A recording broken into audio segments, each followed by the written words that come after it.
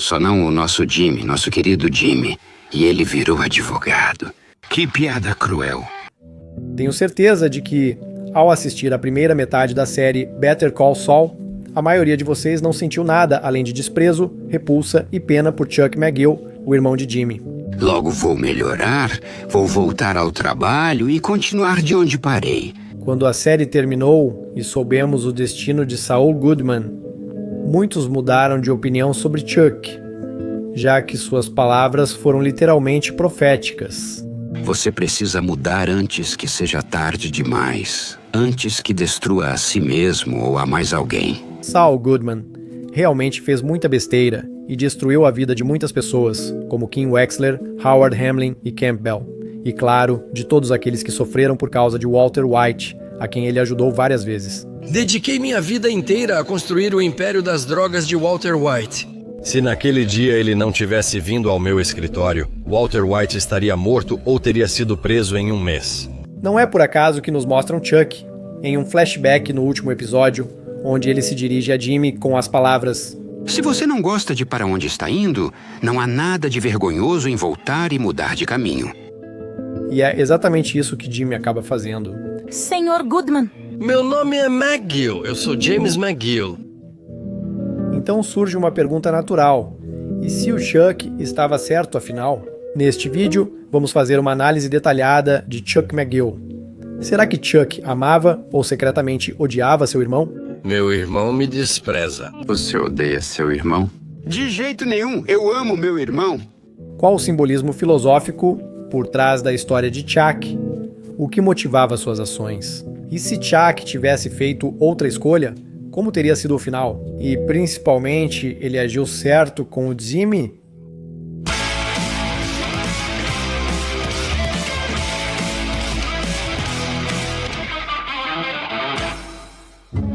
Antes de mergulharmos na análise da personalidade de Chuck, vamos relembrar o caminho de vida dele. Chuck McGill é um advogado respeitado de Albuquerque, Novo México, e um dos fundadores do prestigiado escritório de advocacia Hamlin e McGill. Sua infância foi em Cicero, Illinois, na família do dono de uma pequena loja, Willard McGill, e sua esposa Ruth. Chuck demonstrava desde jovem um desempenho excepcional nos estudos. Ele terminou a escola aos 14 anos com distinção, tornando-se o mais jovem formando de toda a sua história. Na faculdade, ele levou sua equipe à final do campeonato de Direito por 3 anos seguidos. Após se formar na faculdade de Direito, também com distinção, trabalhou por algum tempo no tribunal, especializando-se principalmente em direito penal. Depois, junto com George Hamlin, pai de Govard, fundou a renomada firma de advocacia Hamlin e McGill em Albuquerque. Casou-se com a famosa violinista Rebecca Bua, mas o casamento acabou. Aos poucos, começou a sofrer de uma doença que ele próprio chamava de sensibilidade eletromagnética ou alergia à eletricidade. A doença fez com que, com o tempo, Chuck fosse afastado do trabalho na firma por seu sócio, Govard Hamlin. Por mais triste que seja, nosso destemido líder Charles Mogill está deixando a Hamlin e McGill. Depois de um tempo, Chuck se suicidou.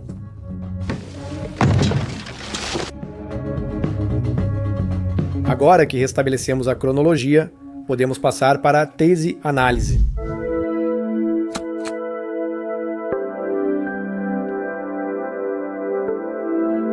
Antes de decidir se Chuck estava certo, vamos, como em um verdadeiro julgamento, primeiro ouvir o lado da acusação.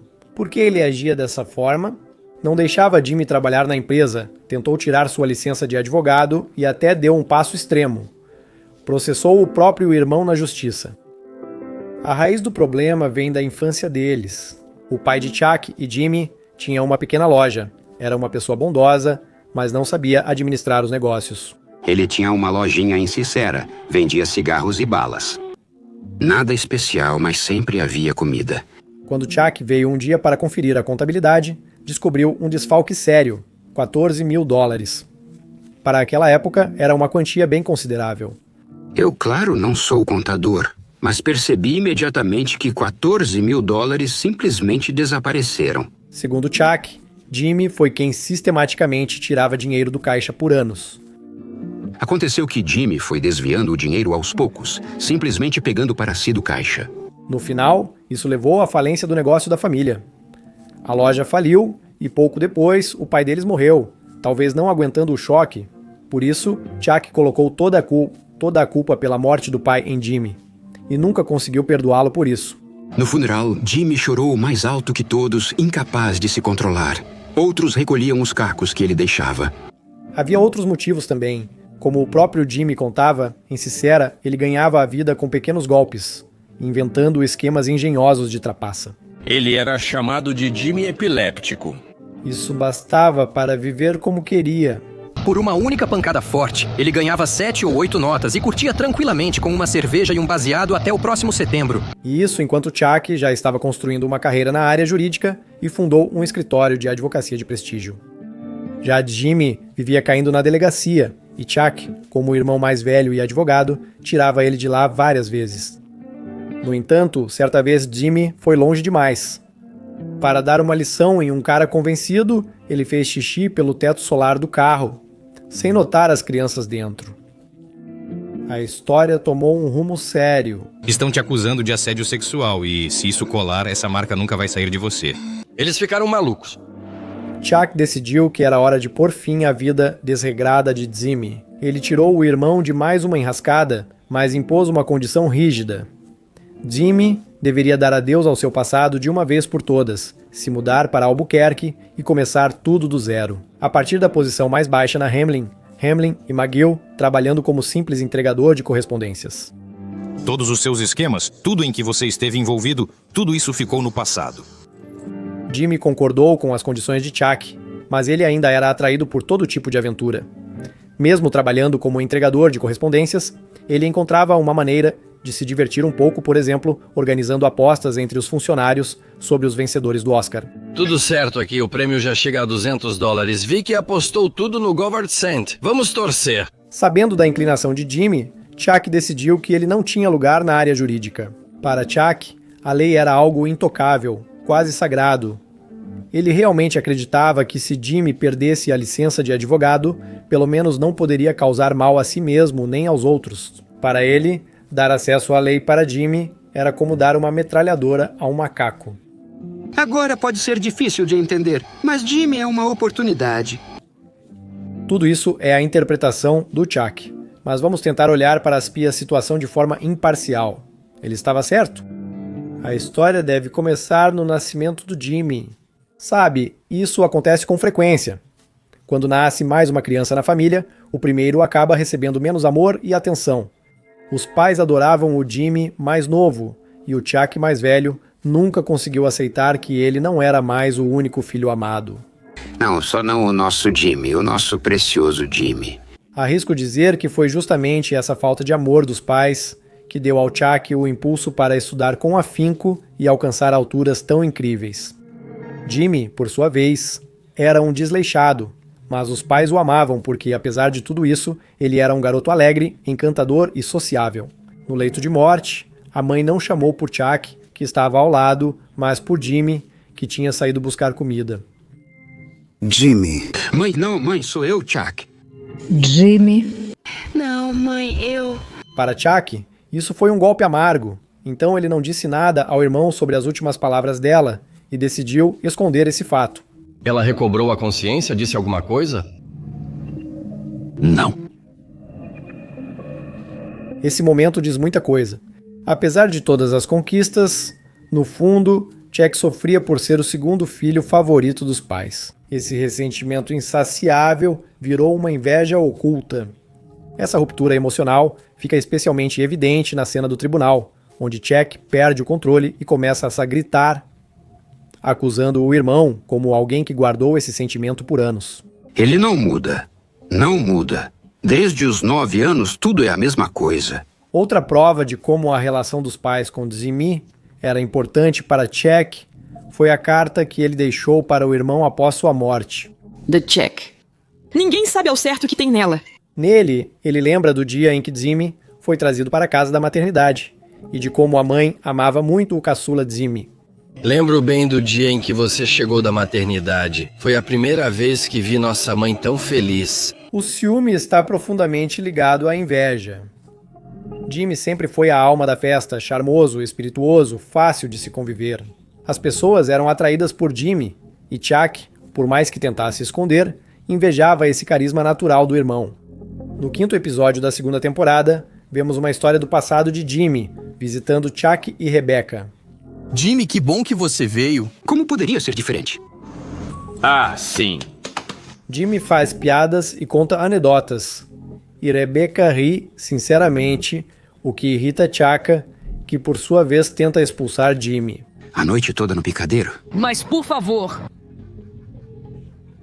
Incrível! E depois que Jimmy vai embora, Chuck tenta contar a piada para a esposa dele.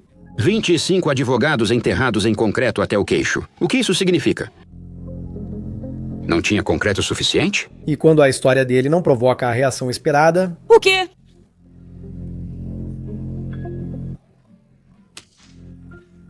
Vemos uma mistura de orgulho ferido, ciúmes e mágoa.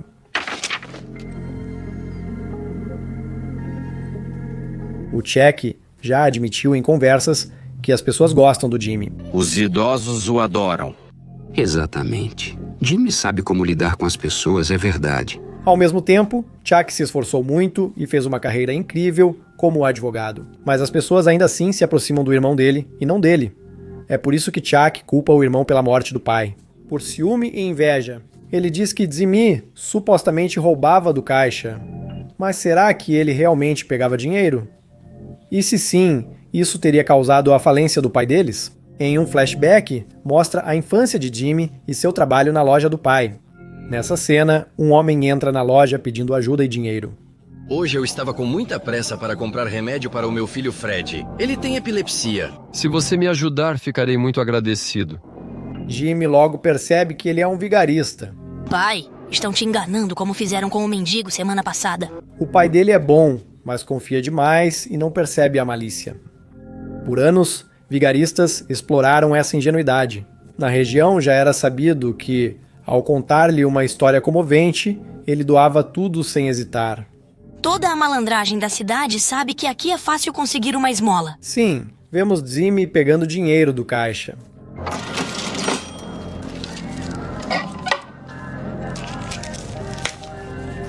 Mas ao que parece, ele faz isso mais por irritação e raiva do pai por causa da sua ingenuidade sem fim.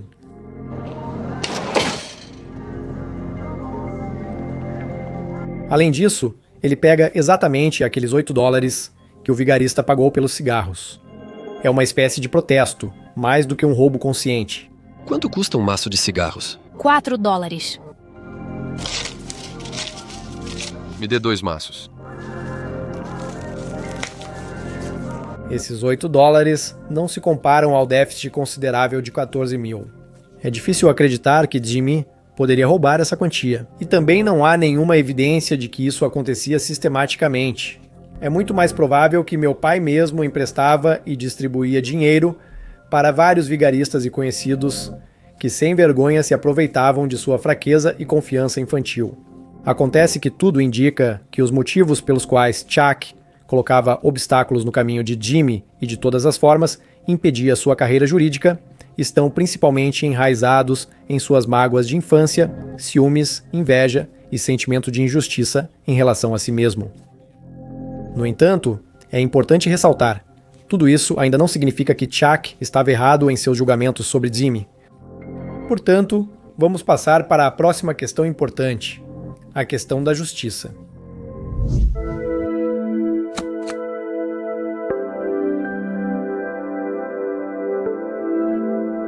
Para saber se Chuck está certo, é preciso usar o conceito de justiça.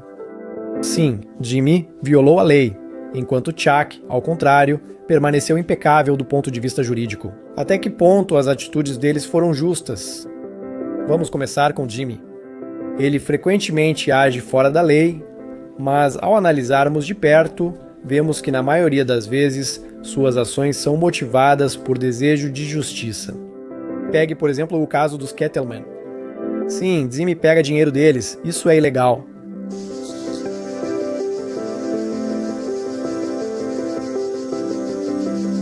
Ele finge pagar por serviços jurídicos, mas devolve depois. Ele faz de tudo para conseguir esse caso e depois o repassa para a Hamlin e McGill, fazendo o possível para que os clientes voltem para Kim Wexler. Vocês vão voltar para ela pedir desculpas pela decisão apressada, confiar e aceitar o acordo? Ele também alerta os Kettleman sobre uma possível ameaça de roubo. Kettlemans, vocês estão em perigo. Vão atrás do seu dinheiro. Tchau. E depois que devolva ao governo, de forma ilegal, o dinheiro que eles roubaram. Ah, então é sobre o dinheiro. Eles já estão quase com o promotor, logo chegarão lá. O quê? Sim, ele viola as normas jurídicas, mas será que ele age de forma injusta ao fazer isso? Na minha opinião, de jeito nenhum. Ele começa por trabalhar com pessoas idosas e, embora muitas vezes recorra à manipulação, no geral é ele quem realmente se importa de verdade. Enquanto a maioria ignora essa parte vulnerável da sociedade ou, pior ainda, tenta se aproveitar dela, Jimmy age em benefício deles. Basta lembrar do caso Saint Piper. Sem ele, isso teria permanecido nas sombras. É o Jimmy quem levanta esse problema, e depois de avaliar a situação com clareza, encaminha o caso novamente para Hamlin e McGill. A empresa está atrasando os pagamentos, o que não é nada bom para os idosos. Vocês atrasam de propósito para cobrar mais 1.000 de cada cliente, prejudicando-os para benefício próprio. Isso é legal? Sim, é legal. Mas é justo? Dificilmente. Jimmy está tramando outro golpe de novo. Claro, ele também tem interesse financeiro nisso. No entanto, quando a situação sai do controle e sua cliente perde o apoio das amigas por causa dos truques dele... Todo mundo se voltou contra mim. Mas quem? Minhas amigas. Movido pelo senso de justiça, ele revela todo o esquema. Vocês enganaram a senhora Landry. Ela sabe. Ela sabe quanto vocês vão ganhar? Arrasou na encenação. Assim, ele coloca um ponto final no seu negócio com idosos, mas permanece fiel à própria consciência. No caso do Banco Mesa Verde, Jimmy faz outra manipulação ilegal. Fui eu quem trocou 12,61 por 12,16? Mas, na verdade, foi para restaurar a justiça. Afinal, foi Kim Wexler quem trouxe esse cliente com muito esforço. A Mesa Verde foi merecida pela Kim, não por você e nem pela Hamlin e McGill. Jimmy intervém para corrigir isso, mas não agindo em seu próprio interesse, e sim em defesa da Kim. Sim, tudo pela Kim. Ela se esforçou muito para conseguir a Mesa Verde, enquanto você e o Howard tomavam um uísque. Esse tipo de motivação está presente em praticamente todas as ações dele. Ele usa esquemas ilegais e golpes. Mas na maioria das vezes, é claro, além do benefício pessoal, suas ações são motivadas por um desejo sincero de justiça e honestidade. Chuck, por sua vez, age praticamente ao contrário. Ele frequentemente se esconde atrás da lei, como se fosse um escudo. É legal tirar a licença de advogado do Jimmy? Bem, se o caso foi ganho, então sim. É legal não permitir que ele se torne sócio na firma, mesmo que tenha sido o Jimmy quem trouxe para eles o caso multimilionário da Sandpiper. Claro, é legal, mas é justo? Se outra pessoa trouxesse esse caso, você teria pedido para ser sócio. Me diga por quê. E o Chuck é tão santo assim? Vamos lembrar como Chuck organizou um encontro com sua ex-esposa, fingindo que não tinha nenhuma doença. Por que sentado no escuro? Meu Deus, bastou eu começar a limpar o peixe e bum, cortaram a eletricidade. Ele preparou bem a casa, inventou uma história para enganar a Rebecca. O que mais seria isso, além de um golpe ao estilo Saul Goodman? Tem certeza? Às vezes, quanto maior a mentira, mais difícil é descobrir. Ele forçou Jimmy a confessar a falsificação dos documentos de propósito, encenando todo um espetáculo. Começou a cobrir as paredes com papel alumínio, fingindo que seu estado estava piorando, só para conseguir a reação que queria. Estou impressionado com o quanto de esforço foi feito para me atrair. Provocou uma confissão que ia contra seus interesses. Como eu disse, eu estava fingindo uma crise aguda. Ele gravou o irmão em segredo com um gravador. O que é isso de novo, senão um golpe? Mas isso não é tudo. Ele armou para que Ernesto ouvisse a gravação, sabendo que ele contaria para Jimmy. Você poderia trocar as pilhas? Fui eu quem trocou do 12,61 para o 12,16. Desliga! E ele impulsivamente tenta tirá-la. Chuck também contratou um detetive para vigiar a fita 24 horas por dia. Seu plano não parece funcionar.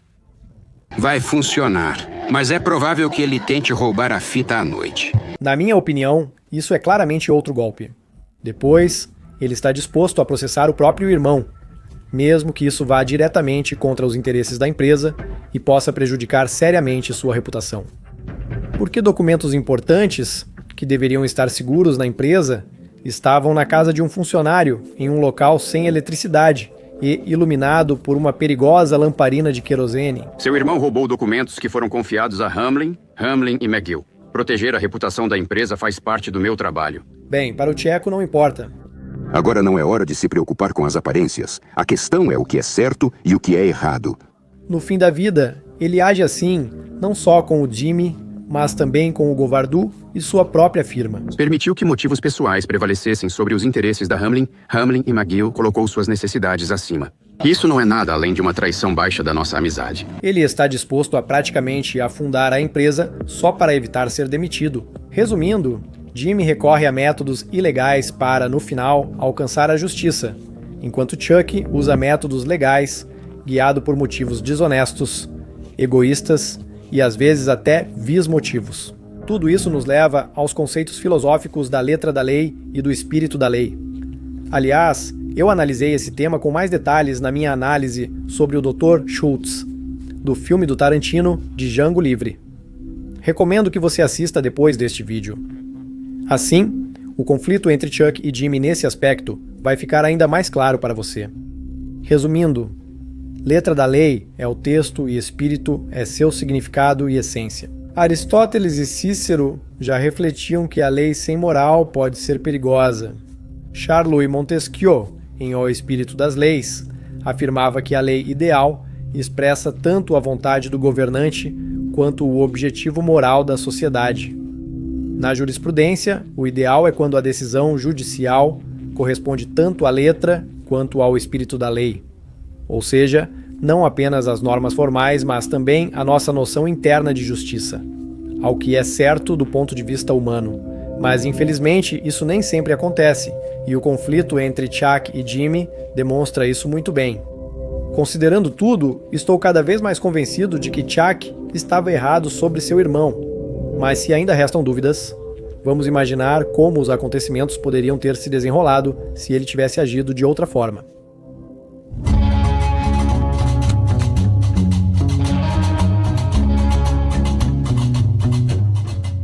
No início, Chuck não queria que Jimmy fosse advogado, achando que ele usaria a lei em benefício próprio e prejudicaria a sociedade. Mas surge a pergunta: por que ele achava que era justamente no direito que Jimmy representava a maior ameaça? Afinal, a própria área jurídica é limitada por regras rígidas, leis, procedimentos, supervisão. Nela, é mais difícil realizar ações claramente duvidosas sem consequências. O paradoxo é que Jimmy realmente começou a ultrapassar os limites da lei, justamente depois que sua licença foi suspensa. É muito mais fácil se envolver em atividades ilegais em outras áreas do que no campo do direito. Se Chuck tivesse aceitado Jimmy como sócio, tudo seria diferente. Escuta, diga ao Govard para adicionar mais um M no nome da firma para ficar mais simétrico. Na campanha, Jimmy traria benefícios reais. Seu carisma, criatividade e talento em negociações fortaleceriam a equipe. Chuck, por sua vez, poderia controlar o irmão, direcionando-o para o caminho certo.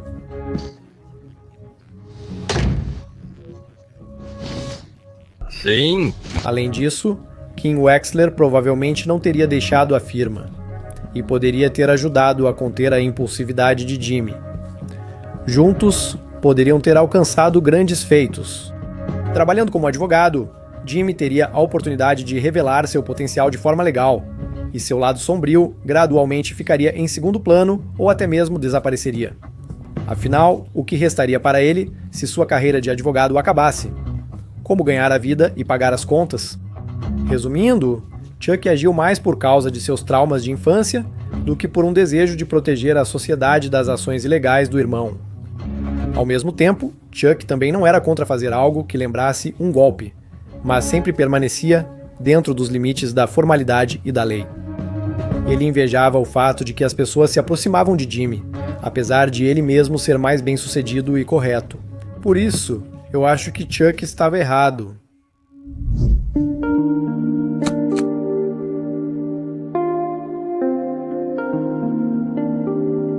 Apesar de Chuck ter feito de tudo para prejudicar a carreira jurídica do irmão, podemos dizer que ele o odiava ou pelo menos era indiferente a ele. Embora, em uma das cenas, Chuck diga abertamente a Jimmy que ele não significa nada para ele. Não quero ferir seus sentimentos, mas para ser sincero, você não significa tanto assim para mim. É óbvio que isso não corresponde à realidade. Aliás, o próprio ator Michael McKean, que interpretou Chuck, mencionou isso. Charles arriscou demais tentando provar algo sobre Jimmy para os outros, o que prova que ele definitivamente não era indiferente a ele. No 10º episódio da 4ª temporada, vemos o passado de Jimmy e Chuck, quando Jimmy acabou de virar advogado. Agora eu sou advogado. Isso mesmo, já faz 3 horas inteiras que eu sou advogado. Nessa cena, eles cantam juntos no karaokê. Saia! Não. Depois, Chuck ajuda o irmão a dormir e tira seus sapatos com cuidado como uma criança. Não, só sente-se. Certo, assim mesmo isso. E até prepara o café da manhã para ele. O que você quer que eu prepare para o café da manhã? Ovos ou panquecas? Panquecas. Nesses momentos, fica claro que ele realmente se importa com o irmão mais novo. É interessante que a música que eles cantam, The Winner Takes It All, do grupo ABBA, não foi escolhida por acaso. Ela de certa forma reflete a essência do relacionamento deles, e até soa como uma profecia.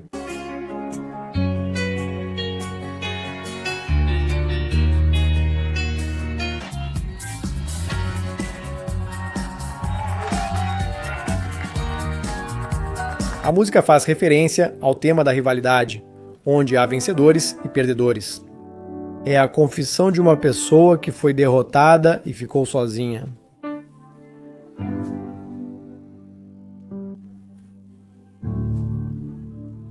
É exatamente esse perdedor que Chuck acaba se tornando, e não importa o quão alegremente eles a cantem, por trás disso está escondida a futura ruína do relacionamento deles.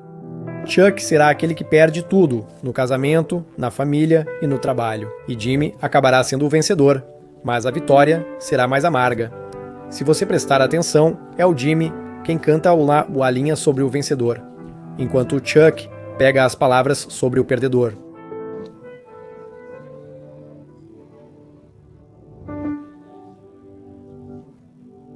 Na verdade, é um hino do perdedor, o hino do próprio Chuck, embora ele ainda não perceba isso. A música traz a imagem da casa, que foi um refúgio para Chuck.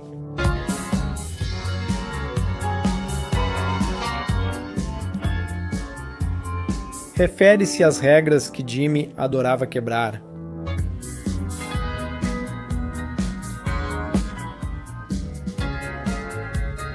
Por isso, a música é profundamente simbólica. Aliás, falando ainda de simbolismo, a imagem de Chuck McGill, seu isolamento voluntário em uma casa escura, como se fosse uma caverna iluminada apenas por uma lâmpada e coberta por mantas térmicas, inevitavelmente remete à caverna de Platão. Se você não conhece essa alegoria, em poucas palavras, a caverna de Platão é uma famosa imagem filosófica proposta por Platão. Imagine pessoas acorrentadas desde o nascimento no fundo de uma caverna, olhando apenas para a parede à frente. Atrás delas, uma fogueira projeta sombras de figuras na parede. Esses prisioneiros acreditam que as sombras são a realidade, pois nunca viram outra coisa. Essa doença para mim é tão real quanto esta mesa, quanto toda esta casa, tão real quanto você. Mas se um deles for libertado e levado para fora, a princípio ficará cego pela luz e depois perceberá que tudo o que conhecia era uma ilusão. E se não for assim? E se tudo isso estiver só na minha cabeça? A questão é que muitas vezes tomamos uma visão distorcida do mundo como verdade, porque não conseguimos sair da caverna dos nossos pontos de vista habituais. Como um prisioneiro que vê sombras e não objetos reais, Chuck vive em ilusões. Para ele, ameaças imaginárias de radiações eletromagnéticas. A história de Chuck é uma versão moderna da caverna de Platão. Assim como os prisioneiros, vemos inicialmente a doença de Chuck como realidade, mas depois, ao lado dele, descobrimos a verdadeira realidade. Mas me provaram publicamente, sem deixar sombra de dúvida, que eu tinha uma bateria carregada no bolso por quase 2 horas e eu não senti nada.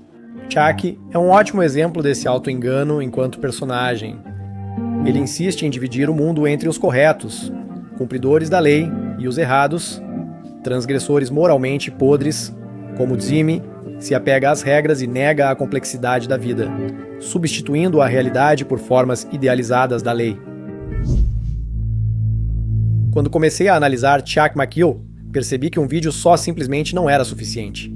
Afinal, se vocês perceberam, eu quase não toquei no assunto da chamada sensibilidade eletromagnética de Chuck, e por trás disso há muito mais do que parece à primeira vista. Por isso, na próxima parte, vou tentar chegar ao fundo da questão, acompanhar toda a cadeia da doença de Chuck, desde o surgimento e desenvolvimento até o triste final, e dar a Chuck um diagnóstico bem realista. Se vocês querem ver essa análise psicológica, apoiem o canal. Curtam, comentem, assistam a qualquer outro vídeo do canal, mesmo que seja só de fundo, tudo isso ajuda o vídeo a alcançar mais pessoas e me mostra que vocês têm interesse nesse tema. Se você está assistindo a este vídeo depois que a segunda parte já saiu, procure o link na sua tela e na descrição pode clicar sem medo, tenho certeza de que não vai se decepcionar.